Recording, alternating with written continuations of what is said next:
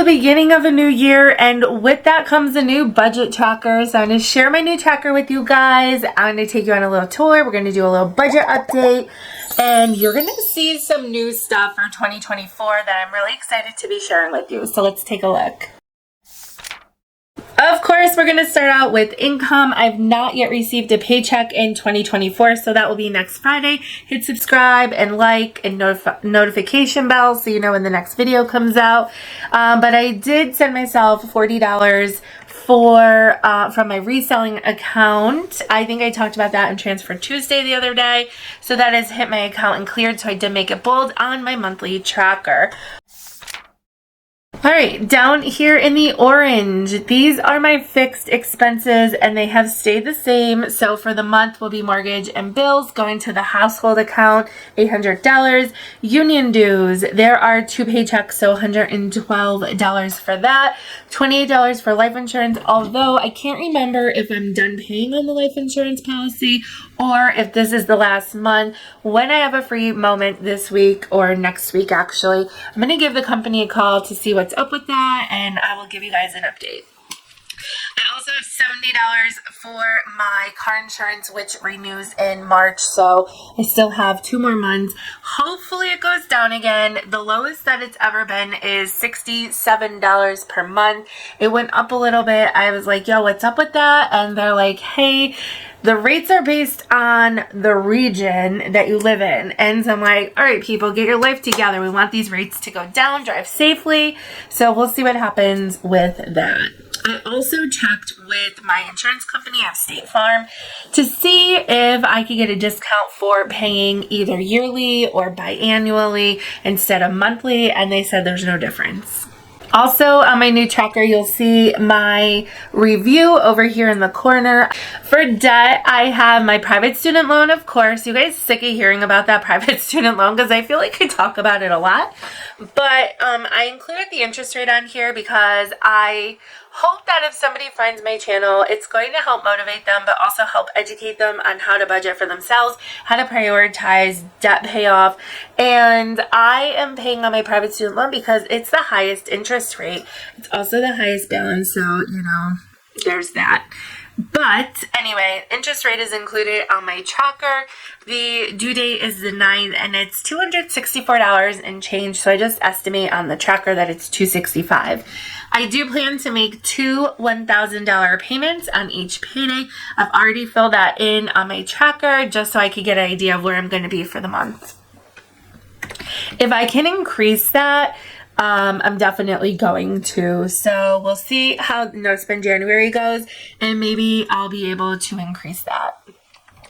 My federal student loan is $76 a month on the 22nd. It's actually $75 and change. That interest rate varies between 3 and 6%. So I just put 6% on here. Comes out on the 22nd. Then I have my private loan for the Perkins federal loan. It's not private, rather. It is a federal loan. That is $43. It's at 4%. And that is due on the 1st of the month. I also am waiting for some of the forgiveness paperwork to go through. That loan qualified under a different forgiveness program for working in a low-income school district and having 5 years. Every year it's reduced by a certain percentage, and now I'm at the point where it should just be wiped out once the paperwork goes through. So we'll see what happens with that. And then my credit card, of course, I have been spending on my credit card. I put on here that I'm budgeting a $49 payment. The interest rate is 8%. It's due on the 28th of the month, and it's usually $30 if I'm using it. So I'm probably going to be spending more than that this month on the credit card, which actually I might have to adjust some things once I see what my paycheck is. Purple is savings. Now here's where it's going to start to show you some new things. In savings, I'm actually going to be sending money to savings. So I have this buffer account called Belco that is connected to my checking account.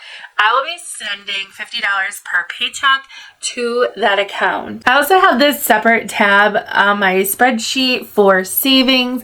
Here you'll see my buffer Belco account. I have a goal of $1,500. So that's $25 per paycheck, and anything that is left over in my checking account on the last day of the month is not rolling into the next month. I'm not doing that. I'm going to move it to my buffer account because my goal in my buffer account is to have 1 month of expenses, which is about $1,500, not including debt. Okay. And my emergency fund is going to my online account with Discover, and that is $25 per paycheck also. For that, I have a goal of $4,500, and the way I'm getting that is $25 per paycheck, but also, so that's just going to keep accumulating, but my goal is to have 3 months of a savings there for expenses. So 1,500 times 3 is 4,500. I feel very comfortable with that right now, although I know it's going to take time to work up to this. Next, I have a line item on my budget tracker for my sinking funds, which will go to my Capital One account. And right now I have that at 0 because my private student loan is the priority, not the savings right now. Side note, my husband and I do have, my hair's doing something weird. We do have an emergency fund. So this is just in addition to that. The 100 envelope challenge is coming back, but not until after the private student loan is paid off. So I did put a line item on my budget for that, and you will see that come back later this year. The next 3 line items are for my nibblings. I will be sending them $10 a month, not to them, to the savings account that I opened for them in Capital One. They're high yield savings accounts, and well, let me show you my tracker. So I have on here a goal of $2,064 per nibbling. And the way I arrived at that number, let me show you. Down here, I took their age times 12, and that's how much money I would save. So I was going to take on their birthday, their age times 12, and transfer the money then. I decided, you know what, let me see what it's going to accumulate to over time till they're 18. And I actually included 18 on here. That might have to change depending when they graduate high school. And then the year that they're born, like the third one that was just born, still giving him $12 for this year till he turns 1. So what I did is add up year after year to see how much that is. So like my nephew just turned 7. He would get $84. But I added this all up in over 18 years, including the 18th year and the year that they're born.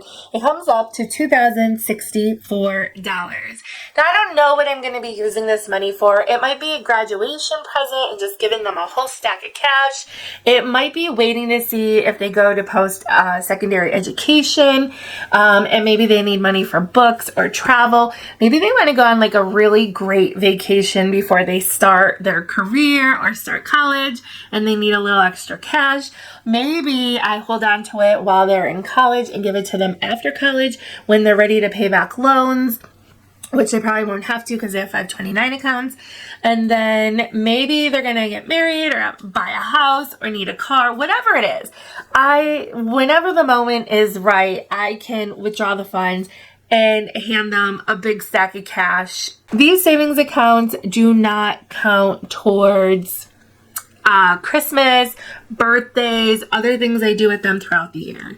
This is strictly to hand them a fat present later in life. Okay, the next line item is a car fund of $10,000. Nope, actually, I gotta go back to the budget. I lost track here. Car fund.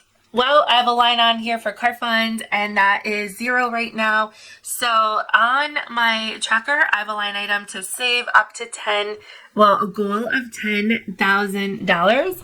However, I'm hoping that my car, it's a 2016, I bought it in, I think, July or August of 2016. It had 2 miles on it. It now has 125,000 miles, and I'm hoping that it lasts till 2030 or 300,000 miles is my goal. So we're kind of like at the halfway point there for either one of those goals. Anyway, at some point I am going to need some cash to purchase a new car, and I just want to be able to either purchase a good quality used car or The $10,000 goal for the car is going to be a down payment on a future car that hopefully I won't need for like at least 6 more years, which should give me some time to build up some cash to use specifically for my car. Okay, so next up is variable expenses. This is an area where I just, it has not been my strongest area over the last couple years, and I really have just been so focused on paying off debt that really hasn't been that much of a priority for me to make sure that I have sinking funds and whatnot. However, because this year I'll be paying off that large private student loan, it's going to free up a lot of cash, and I want to make sure that I'm not just spending that cash and that I'm not just putting it all towards savings and not having any fun. I've been busting my butt, working really hard to become debt free, and I don't want to blow that, but I also want to be able to do a few more things with my life. I'll say that. So let me first start on my other tracker with my savings account. I do have the sinking funds tracker set up here. And so for my car, my goal is to have $1,500 in my sinking fund for that. That's going to be for any car repair, oil change, registration, that kind of stuff. And let me also just say, I know it's going to take me a long time to fulfill all of these sinking funds, especially something like the car fund, where when I put money in, I also am going to be spending money from that fund. I chose $1,500 because in the last decade or so, every time I've had to do repairs on my car, it's been like $800 to $1,400 or so. I feel like $1,500 is a safe number. Christmas this year was just about $1,500, or I should say in 2023. And I thought, you know what, instead of like scrambling to make Christmas happen this year, I'm going to have that money set aside so I will be ready to roll. I have $1,600 as the goal for classes and tuition. That is so I can take some classes to earn column movement, which is a raise in my job. I put $800 in here for clothes because a couple of times a year, obviously you always need to buy undergarments, but also when I go back to school, I like to buy some new outfits. I often like going to an event and I need to get a dress, so different things like that. So I want to build that into my budget. Although I like to thrift, so maybe $800 is too much. I'm going to leave it there for now. We might adjust that later. Entertainment and events are each getting $500. I'm honestly not sure if I actually need these two, but entertainment will be like if I'm hosting somebody or for us to go to a concert or a stand-up show. Events will be if I'm hosting, like I did the BBQ last year, something like that. I don't know what else that might be, but I'm just building it in. Gifts and giving and donations are going to each get $1,200. I think $100 a month for gifts is perfect. This could include gifts for my nibblings or whomever. Health is $1,200. Holidays are getting $800. That is everything, not including Christmas. Home is getting $800. I have no idea where I came up with that number. It's just random. $500 for the household, also a random number. Luna and Orion are getting $1,500. Well, that's the goal anyway. $500 for miscellaneous because, you know, you just got to put in a little extra. $300 for nibblings. I might break that up and do it $100 per nibbling and keep track of it that way. $1,200 in self-care. Originally, I had that at $500 and I had work at $1,200. I'm like, why am I investing more in work than in myself? $700 for shopping, and I don't know that I need this goal here, but I put it there for fun. $1,200 for work because I tend to overspend when it comes to my costume, and I'm really trying not to spend too much money there. And then $500 for vacation. But these goals might change throughout the year. They're only goals. And yeah, we'll see how it goes. I've never actually documented or tracked things this closely before.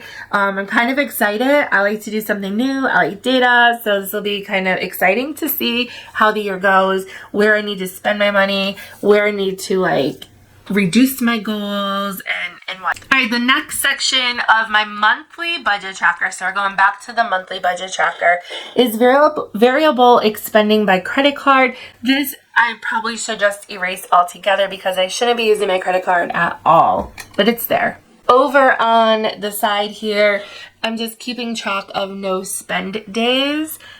This pinky color here, or red, whatever this is, that is the day where I spent, wait, did I talk about that yet? No, I didn't. I spent $85 on the first day of the year, on the first day of the no spend challenge. I'll tell you in a second. And then all the other days so far, I haven't spent anything. Oh, I forgot to go back to my variable expenses here. I have all the same categories here listed on the left-hand side. 2 of them are priorities, the car and the class tuition. So I should be able to put some money towards those 2 funds. And then I had to erase everything else for the month because I spent $85 on my health when I purchased the MyFitnessPal premium app, whatever. And that's definitely going to help me on my health journey. I'll talk about that in my Weigh In Wednesday video because today is already getting to be long enough as it is. Down below, I have 2 more sections left, okay? So if you're still here, hit that like button. Don't forget to hit subscribe if you haven't already. 2 more sections to go. Thanks for sticking around this long. I have the household account spending or things that my husband might be paying for that are like a shared expense. So far this month, we have $104 on groceries. All of those groceries are for my new diet I'll talk about next week. But the goals are over here on the side. Groceries, $375 for the month. Gas for the car, our budget is $120. Dining out, I have $200. That's $50 per week, so we could go out on Fridays like we like to do. My last section, goals and projects for the month. So first is focusing on paying my I'm at the end and I'm stumbling my words. Focus on paying my private student loan. You guys already know that. I've been talking about it for a long time now. A no spend January is one of my goals. Finishing my 2023 declutter challenge. I'll show you just super quick here. Here we are for 2023. All of the darker color was done in December. So after I completed December, I went and filled in other months. The white I still have to do. So I'm going to finish September and April next. And I'm going to keep going. I'm going to see if I can finish this by the end of January. This weekend will be a really good weekend to work on this because we're expecting here in Pennsylvania somewhere between 0 and 36 inches of snow. It will be somewhere between like 25 and 50 degrees.